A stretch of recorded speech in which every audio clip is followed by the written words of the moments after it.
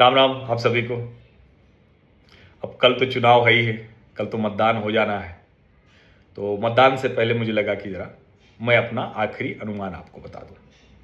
पहले चरण में 152 सीटों पर वोट पड़े थे। ये जो कल का चरण होगा 29 तारीख को 142 सीटों पर पड़े, कुल 294। भारतीय जनता पार्टी 77 जीती थी, वो 215 जीते थे। 77 में से भी कई विधायक टूट टूट कर चले गए थे। जहां जहां उपचुनाव हुए वहां भारतीय जनता पार्टी जीत नहीं पाई। लेकिन मेरा अपना जो अनुमान है वो मैं आपको बताऊं। मुझे लगता है कि जो पहले चरण और दूसरे चरण का मतदान है, इन दोनों को मिलाकर भारतीय जनता पार्टी 154 सीटें जीतती जा रही। भय मुक्त की बात है। हालांकि ये कहते हुए हम जैसे लोग आशंकित होते हैं, क्योंकि जब जहांगीर दिखता है जो कहता है अजय पाल शर्मा के वीडियो बाद कि हम अगर पैदल भी चल देंगे तो सीआरपीएफ हवा में उड़ जाएगी। अगर कोई विधायक प्रत्याशी किसी विधानसभा से लड़ने वाले की किसी की ये हिम्मत हो जाए, किसी विधायक की ये हिम्मत हो जाए, तो आप समझिए कि कितना वो कॉन्फिडेंट है। शेख शाहजहां आपको याद होगा। लेकिन जिस तरह से चुनाव आयोग ने तैयारी की है, जिस तरह से लोगों को धरपकड़ की गई है, लगभग 3000 से अधिक ऐसे अपराधी, गुंडे, ऐसे असामाजिक तत्वों को पकड़ा गया है, चुनाव आयोग जिस तरह से उसकी मॉनिटरिंग कर रहा है, उससे लग रहा है कि भय तो बहुत हद तक दूर हटा है। और जिस तरह से लोग खुलकर बोल रहे हैं, बंगाल में बोलते नहीं थे, खुलकर बोल रहे हैं। और इन सब से ज्यादा पहले चरण के मतदान में एकदम हिंसा नहीं हुई, एक भी बूथ पर रीपोलिंग नहीं हुई। आप जरा सोचिए, 152 करीब 40,000 बूथ हो गए, किसी पर रिपोलिंग नहीं हुई। और रिपोलिंग का मतलब ये नहीं है कि कोई चुनाव आयोग ने, केंद्रीय अर्धसैनिक बलों ने इसे करा दिया, नहीं।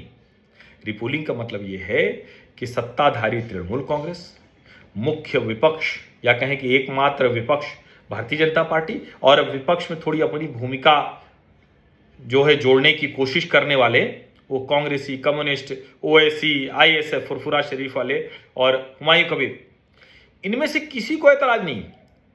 किसी को नहीं लगता कि फिर से मतदान हुआ तो हमें कोई लाभ होगा। क्या चाहते हैं भाई? मान लीजिए किसी का दबाव है तो लोग सोचते हैं कि चलो फिर मतदान होगा तो एक सीट पर होगा तो हम थोड़ा दबाव बना लेंगे, एक बूथ पर होगा तो हम थोड़ा दबाव बना लेंगे। लेकिन इसका मतलब उनको लगता है कि ऐसा नहीं होगा। और इसीलिए मुझे लगता है कि जो पश्चिम बंगाल है वो 2026 में बंगाल क्रांति की तरफ जा रहा है। जैसे 2011 में ममता बनर्जी ने सत्ता कम्युनिस्टों से छीन ली थी, वैसे ही लग रहा है कि भारतीय जनता पार्टी वो तृणमूल से सत्ता छीन सकती है। अब मैं फिर कह रहा हूं, परिणाम 4 मई को आएंगे, परिणाम जनता तय करेगी। कोई भी गलत साबित हो सकता है, कोई भी सही साबित हो सकता है, लेकिन जो कुछ दिख रहा है उसमें मतलब स्पष्ट नजर आ रहा है।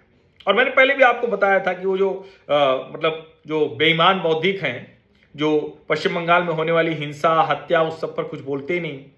वो बेईमान बौद्धिक लोगों के चेहरे देख लीजिए, उनका चेहरा उतरा हुआ देख लीजिए। वो भी कहेंगे कि आपको 120 पहुंच गई है, 100 के ऊपर पहुंच गई है भाजपा, वो ये सब कहना शुरू कर देंगे। लेकिन वो कहेंगे अरे जीत तो पाएगी नहीं, 18 सीट जीती थी, 142 में से कितना हो जाएगी। लेकिन ऐसा होता नहीं है।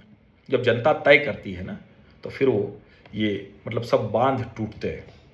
फिर कोई ये भी कह रहा है कि भाई हमको तो कई लोगों ने कहा कि बहुत आगे आंकड़ा जा रहा है आपका, 154 का आंकड़ा भी बड़ा छोटा साबित होगा उसके आगे। लेकिन मुझे पता नहीं। और फिर मैं कह रहा हूं ये सब अनुमान है। हम लोग राजनीति के विद्यार्थी हैं, विश्लेषक हैं, पत्रकार हैं, तो हमारा काम यही है। बाकी तो जनता तय करेगी। लेकिन कुछ भी हो, कल भी जमकर वोट कीजिए। 93% पहले चरण में हुआ 152 सीटों पर, 142 सीटों पर भी ऐसे ही मतदान हो, भय मुक्त मतदान हो, और भय को बंगाल से हटाने के लिए आप सभी वोट करिए।